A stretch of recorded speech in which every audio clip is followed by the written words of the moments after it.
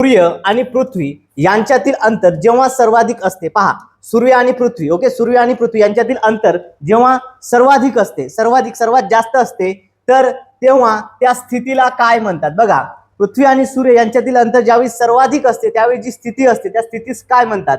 उपसूर्य स्थिती, अपसूर्य स्थिती, उपभू स्थिती की या ठिकाणी अपभू स्थिती? काय म्हणणार विद्यार्थी मित्र? पहा, या ठिकाणी पृथ्वी बघा, आपल्याला माहिती आहे की सूर्याच्या भोवती पृथ्वी काय करते? प्रदक्षिणा घालते. ओके, सूर्याभोवती पृथ्वी काय करते? या पद्धतीमध्ये प्रदक्षिणा घालते. आणि प्रदक्षिणा घालत असताना कधी अंतर काय असते? जास्त असते, तर कधी अंतर हे कमी असते. ओके, कधी अंतर काय असते? जास्त, कधी असते कमी. तर ज्यावेळेस अंतर जास्त असते विद्यार्थी मित्र, ओके, ज्यावेळेस अंतर हे जास्त असते त्यावेळे तिला अपसूर्य स्थिती असे म्हणतात. ओके, अप म्हणजे काय या ठिकाणी लक्षात द्या? जास्त. ओके, काय म्हणतात त्याला? अपसूर्य स्थिती.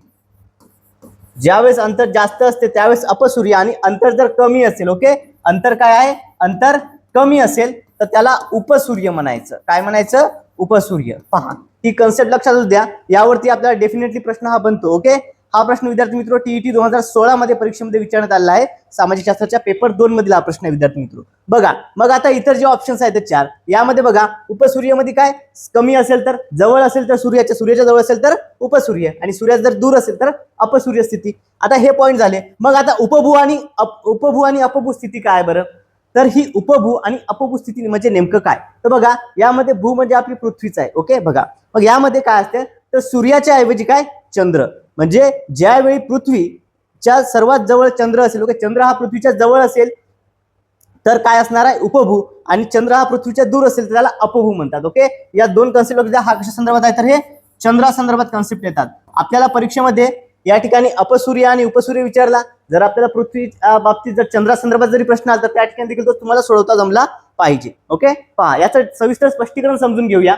बघा विद्यार्थी मित्र, काय तर पृथ्वीच्या लंबवर्तुळाकार कक्षेमुळे काय? सूर्य आणि पृथ्वीमधील अंतरात होणाऱ्या बदलांना अपसूर्य आणि उपसूर्य असे म्हणतात. बघा, पृथ्वी आणि सूर्य यांच्यातील काय जे अंतर आहे त्या अंतरातील होणारे जे बदल आहेत त्यांना काय म्हणतात? अपसूर्य आणि उपसूर्य. बघा, 3 जानेवारीच्या सुमारास पृथ्वी सूर्याच्या सर्वात जवळ असते, म्हणजे सुमारे किती? तर 14.7 कोटी. ओके, सर्वात जवळ म्हटलेलं आहे, 14.7 कोटी इतकं अंतर असते या ठिकाणी किमी. ओके, 14.7 कोटी किमी एवढे अंतर असते सर्वात जवळ, तर त्याला उपसूर्य म्हणतात.